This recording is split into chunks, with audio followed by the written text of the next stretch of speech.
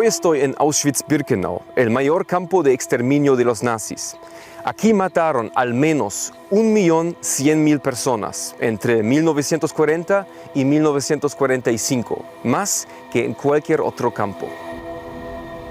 Fue la fábrica de muerte más grande de los nazis. Hombres, mujeres y niños fueron asesinados sistemáticamente y a sangre fría. Fueron deportados aquí desde toda Europa. La inmensa mayoría de los asesinados, alrededor de 1 millón de personas, eran judíos. Auschwitz se convirtió en sinónimo de holocausto y genocidio. Difícilmente existe un lugar más cruel que Auschwitz-Birkenau. Sin embargo, aquí llegan cada año unos 2 millones de visitantes. Es uno de los sitios conmemorativos más visitados del mundo. Visitaré los campos de Auschwitz I y II. Voy a ver las barracas donde los prisioneros vivían hacinados. Y voy a entrar en una cámara de gas, donde la gente fue brutalmente asesinada. También hablaré con una voluntaria alemana que apoya la labor educativa en Auschwitz.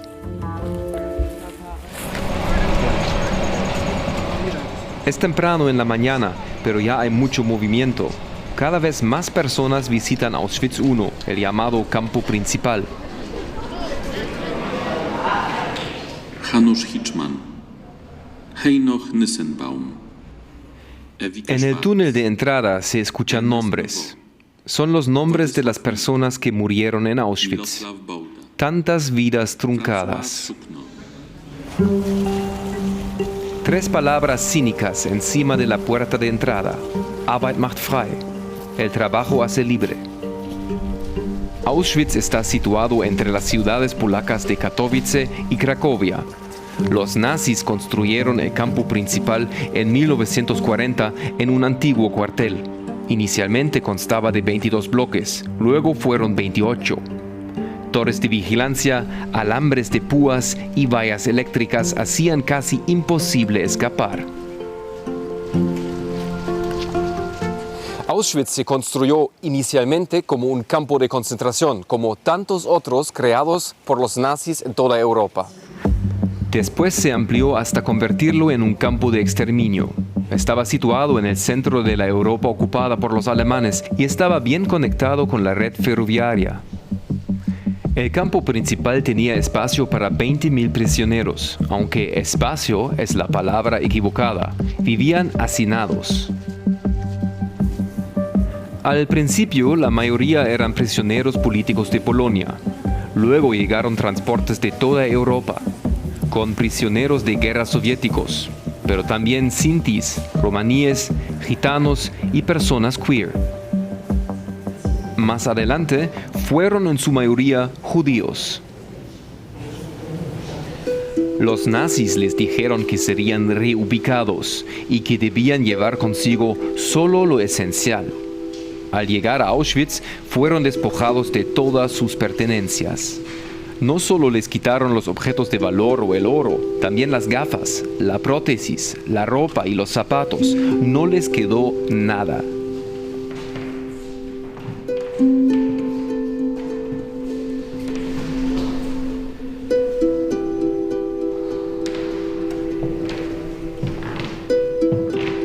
También les afeitaron la cabeza. El cabello lo usaron en la fabricación de telas para colchones o uniformes.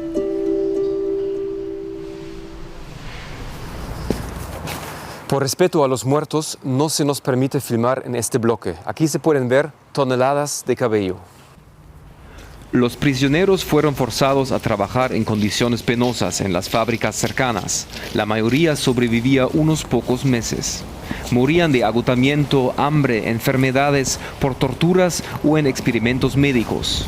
Otros fueron asesinados de un tiro en la nuca en este muro de la muerte. Muchas de las víctimas aquí eran combatientes de la resistencia polaca. En 1941 se puso a prueba en Auschwitz un nuevo método de exterminio masivo, en la cámara de gas con Zyklon B. Fue el método elegido por los nazis para implementar la llamada solución final a la cuestión judía, es decir, el exterminio sistemático de todos los judíos en Europa. 6 millones de personas fueron víctimas de esta locura asesina. Aún se conserva la cámara de gas del campo principal.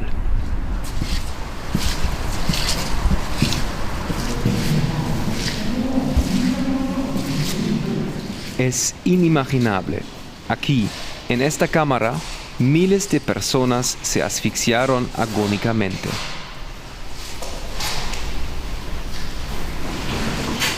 El crematorio está justo al lado de la cámara de gas. Aquí se quemaban los cadáveres, en unos hornos desarrollados especialmente para este fin, por la empresa alemana Topf und Söhne.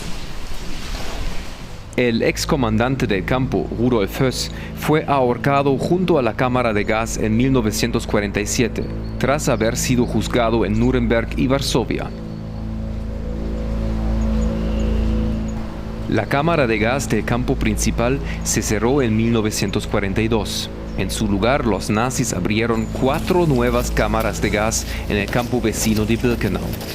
Era una fábrica de muerte, construida únicamente para exterminar a los judíos de Europa. El campo de exterminio de Birkenau, también conocido como Auschwitz II, se encuentra a unos 2 kilómetros del campo principal. Lo visitaré mañana. Por ahora tengo que tomarme un respiro. La brutalidad y la sangre fría, la magnitud de los crímenes cometidos aquí es increíble. ¿Cómo lo están viviendo los otros visitantes? Es horrible, horrible, inhumano. Pues muy duro, mucha pena, muy duro todo. Lo que más me ha impactado cuando he visto los cabellos de las personas, cabellos humanos. La cámara de gas es una sala muy pequeña. El hecho de que pasaran por aquí 1.300.000 personas y de ellas murieran 1.100.000 es una pérdida enorme de vidas humanas. Ver todo esto es muy duro. Resulta muy estremecedor y uno se imagina por lo que tuvo que pasar la gente. Es increíble cómo ciertas personas le pudieron hacer algo así a otras personas. Bueno, que haya una selección de personas, ¿no? Que no se nos trata a todos por iguales y que por el hecho de ser de un lugar, de otro, de una etnia diferente al resto, pues te puedan decidir si estás vivo, estás muerto o te condicionen cómo has de vivir. Auschwitz fue liberado por el ejército soviético el 27 de enero de 1945. Hubo alrededor de 7.000 supervivientes, incluidos 200 niños. Los vivos recibieron cuidados y los muertos fueron enterrados. Ahora el memorial de Auschwitz forma parte de la lista de Patrimonio Mundial de la UNESCO. Y el 27 de enero ha sido designado Día Internacional en Memoria de las Víctimas del Holocausto. He quedado con Andrzej Kaczorzik, subdirector del Museo Estatal Auschwitz-Birkenau. Este lugar tiene una historia cruel. ¿Cómo se puede comunicar adecuadamente esta historia a los visitantes? Siempre ha sido un reto, desde hace 80 años. El monumento se fundó poco después de que acabara la Segunda Guerra Mundial, oficialmente en 1947. Pero en 1946, algunos antiguos prisioneros ya querían conservar este lugar como monumento conmemorativo. Desde entonces ha cambiado mucho la educación y los conocimientos previos de los visitantes. Pero lo más importante sigue siendo contar la verdad sobre Auschwitz. ¿Qué personas visitan el campo? ¿Cómo son los grupos? ¿De dónde vienen? ¿Qué edad tienen? Cada año recibimos visitantes de más de 200 países, de todas las edades. Desde adolescentes de 15, 16, 17 años que están de viaje de estudios por Europa hasta jubilados. Así que el tema de Auschwitz y el Holocausto son una parte importante de la memoria histórica de Europa.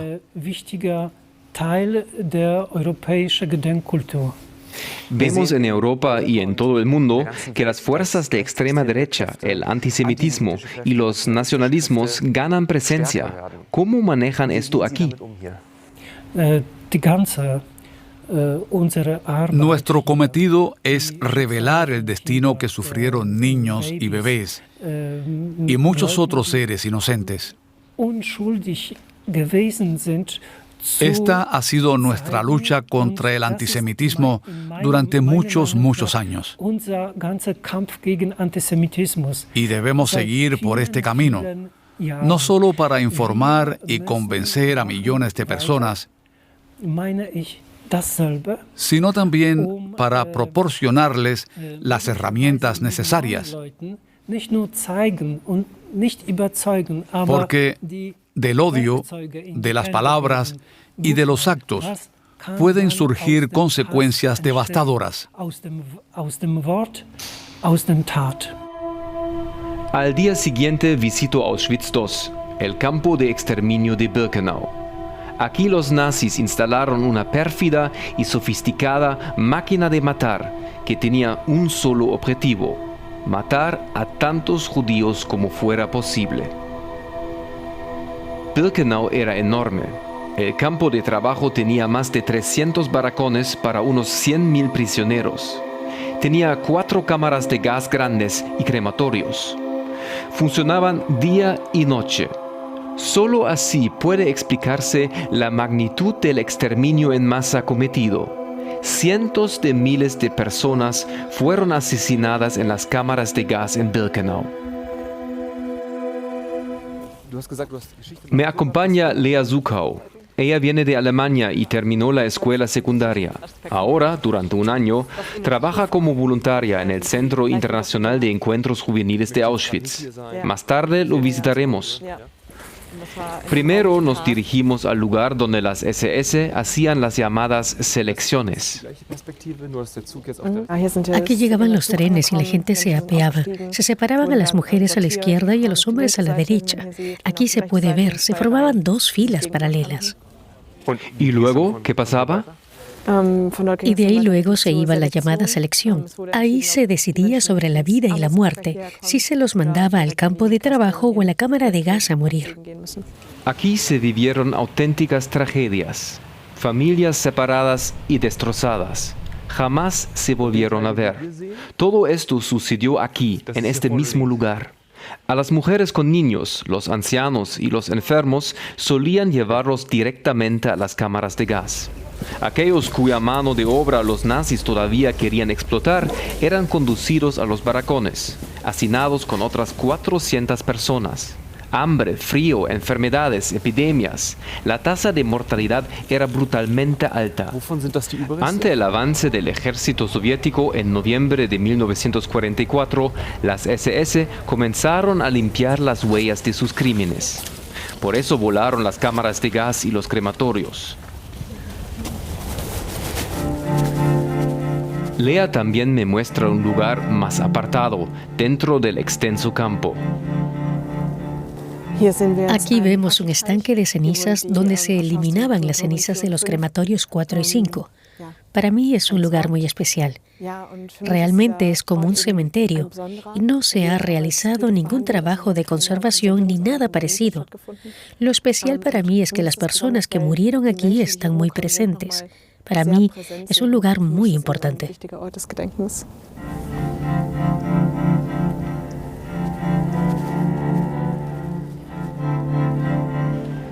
Toda la zona es una enorme fosa común. En total, alrededor de 1 millón de judíos fueron asesinados en Auschwitz-Birkenau, una cifra inimaginable.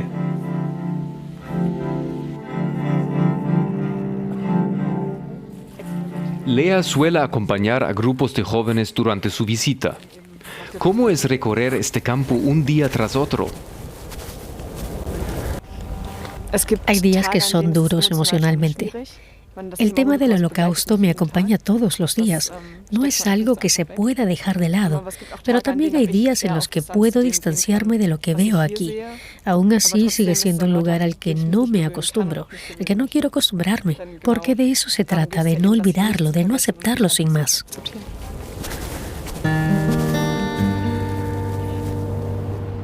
Al final, Lea me lleva a la pequeña ciudad de Oświęcim, que es el nombre polaco de Auschwitz. Aquí desarrolla parte de su voluntariado en el Centro Internacional de Encuentros Juveniles. Cada año acuden a este centro unos 150 grupos de toda Europa. Viven aquí unos días, se preparan para su visita al monumento y luego tienen la oportunidad de hablar sobre lo que han visto y procesarlo. Esta es una de las salas de seminarios. Aquí se organizan sesiones informativas, pero también de reflexión tras la visita a Birkenau y al campo principal. También hay talleres, se muestran películas. Cuando hablas con los jóvenes después de la visita, ¿qué preguntas plantean? Una pregunta recurrente entre los jóvenes es, ¿cómo pudo ocurrir todo esto? Es difícil encontrar una respuesta. La mayoría de las veces también se trata de cómo se sienten. A algunos les resulta muy difícil hablar de ello. Algunos no pueden hacerlo en absoluto. Otros son muy abiertos sobre sus sentimientos y los exteriorizan. ¿Has vivido momentos en los que te sientes desbordada o en los que no sabes cómo reaccionar? Sí, claro. Especialmente cuando la gente empieza a llorar. Esos momentos son difíciles para mí emocionalmente, porque estoy mucho aquí y sé de lo que hablan. Veo que aquí hay todas estas fotos. ¿Quién las hizo? Las fotos forman parte de un proyecto fotográfico. A cada participante se le pidió que hiciera una foto aquí para ilustrar lo que significa Auschwitz para ellos. Tú no participaste en este proyecto, pero de haber participado, ¿cuál sería tu foto? Me imagino que sería en el estanque de cenizas.